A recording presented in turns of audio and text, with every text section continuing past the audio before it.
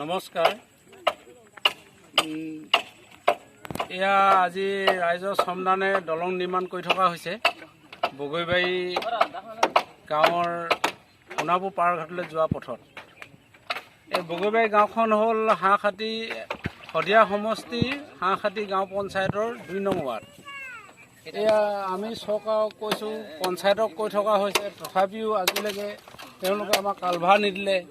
এই কালভাৰ দুটা আমি এতিয়া ৰাইজে চান্দা ভৰি আনি কিনি ইয়াত পুতিছিলোঁ। তথাপি এতিয়া সেইটো আমি ইয়াত পানীয় এবুকু তলত সোমালে। সেই হেতুকে আজি আমি সকলো ৰাইজে মিলি এই বাঁহে কাঠে মিলি আমি এখন শ্ৰমদানে বাঁহৰ দলং নিৰ্মাণ কৰা হৈছে। আৰু এই বাঁহৰ দলংখন নিৰ্মাণৰ আধাৰতে আমি গড় কাপ্তানী মহোদয়লৈ অনুৰোধ জনাইছোঁ যেন আমাৰ অতি সোনকালে ইয়াত এটা RCC বক্স কালভাৰ দিয়া ব্যৱস্থা কৰি দিয়ে।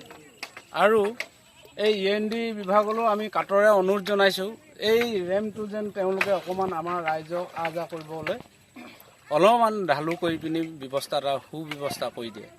এয়াই আমাৰ ৰাইজক ক'বলগীয়া কথা। ধন্যবাদ।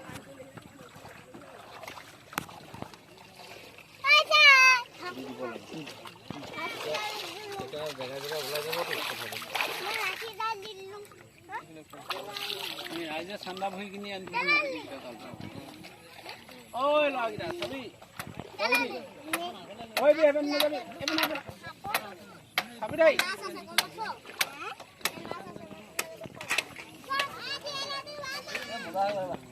কি কৰিলে ভাল হ'ব? কথাটো কৈছোঁ। বুনু পথত ওলাইছ ধুনীয়াকে। ভাত খাবলৈ যাবলৈ ফোন কৰিছিলে মানে ধেমালি কথা।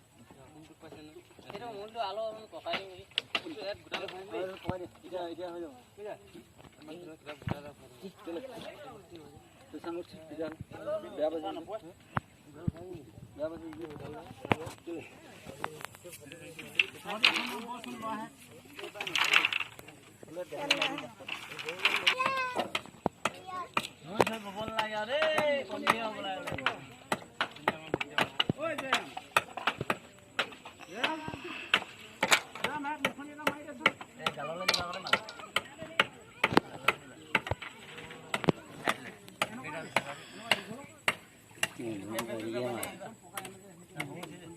পানী দি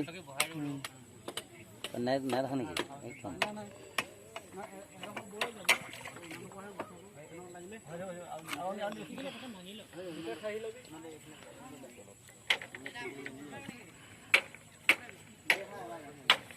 একদম